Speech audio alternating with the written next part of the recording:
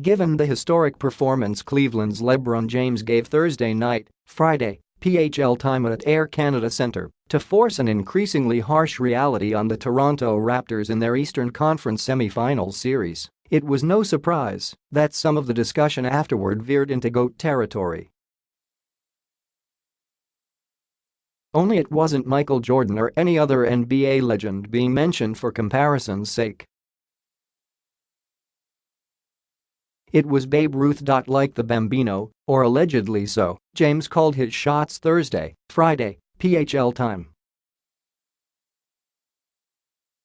That's how Kevin Love termed it, anyway, sharing afterward that some of the improbable breathtaking fadeaway shots James rained down on the Raptors in a Cavs' dominant second half, his superstar teammate actually talked about at the morning shootaround. "This morning, you could just sense it," Love said. He knew what was at stake. He knew that us getting another one here at their place was going to be huge for us. It's one thing for James to carry the Cavaliers offensively through part of all of a game with his usual array of power drives, dunks, free throws and face-up three-pointers. It's quite another for him to pummel a defense the way he did the hapless Raptors.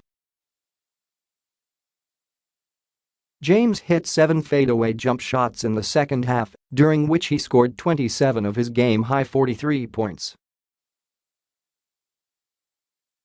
He scored 4 buckets in a row near the start of the final quarter when Cleveland pushed its lead to 105-87. An 18-5 run to start the third quarter had put the Cavs in control, but James' assault from multiple angles was almost mocking in its impact during the Cavaliers' 128-110 victory. Just all the shots over his right shoulder, the step-backs, the fadeaways, Love said. You know the one where he hit the moonball over his right shoulder and came back the next possession and hit one over his left shoulder from the free throw line, that was special. It was stupid good and lethal, James taking advantage of mismatched Toronto point guard Kyle Lowry as his ostensible defender. And here's where the babe comes in, James had tipped Love to his intentions 8 hours earlier at the morning walkthrough session. He said when he got the mismatch, he was going to do that, Love said. So, he actually called his shots this morning. That's just one of the, I guess, examples I could use for how locked in he was. Ladies and gentlemen, the Sultan of Shots. NOW, there's still some mystery about what Ruth did or didn't do nearly 86 years ago in the fifth inning of Game 3 of the 1932 World Series between his Yankees and the Cubs in Chicago. He was, depending on the account, A. talking trash to pitcher Charlie Root, B. rousing players in the Cubs dugout for how the team cut his buddy Mark Koenig's World Series bonus money, or C. telling the world he was about to deposit a Root pitch into the Wrigley Field bleachers. In this updated 2018 version, James was A. anticipating some defensive switches by Toronto that would allow him the clean looks at the basket he got, B. challenging himself by dialing up the degree of difficulty of his attempts, or C. preparing to cut the heart out of the Raptors and their fans with a barrage so staggering as to drain any fight for what's left of the series. Understanding my defenders, understanding what they're trying to catch, James said later. For me, just being able to have counters.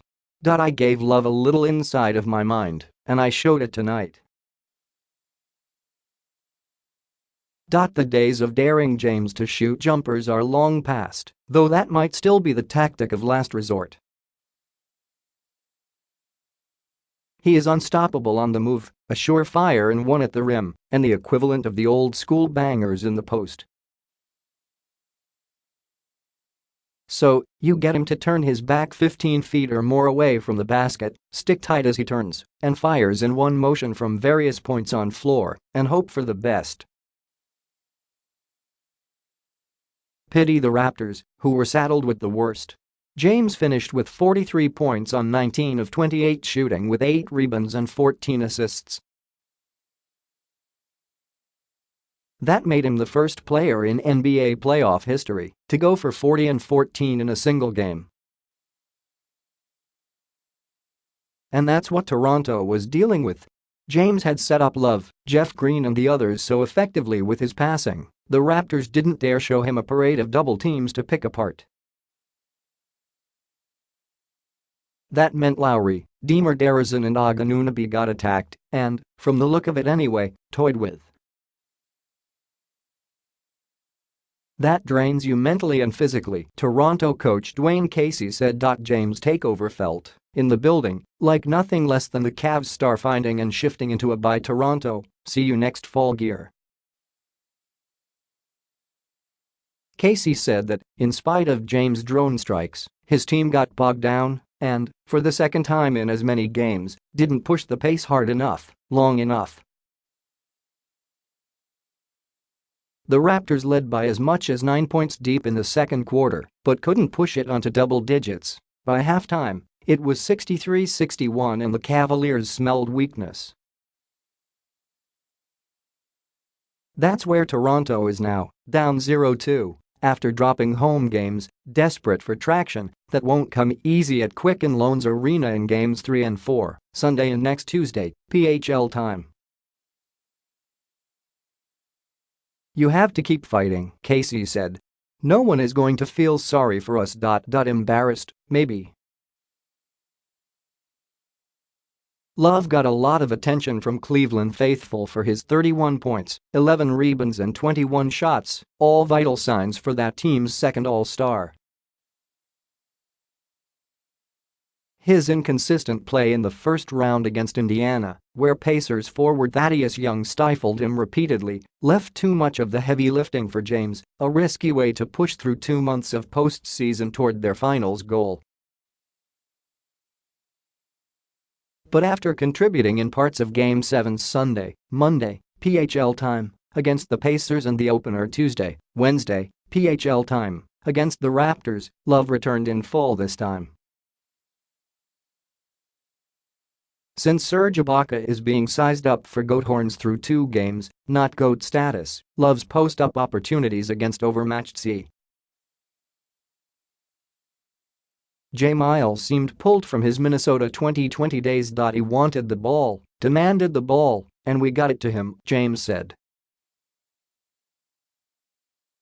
"I made shots," Love said. He did. But no one made shots Thursday, Friday, PHL time, quite like James.